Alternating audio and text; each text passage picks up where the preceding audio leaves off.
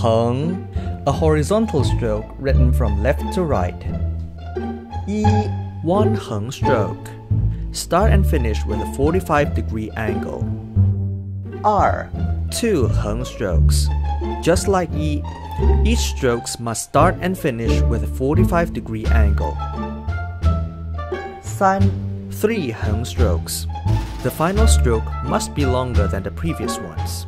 When writing the final héng stroke, curve the middle up a little to make it look prettier. Do not space the strokes too tightly, nor too loosely.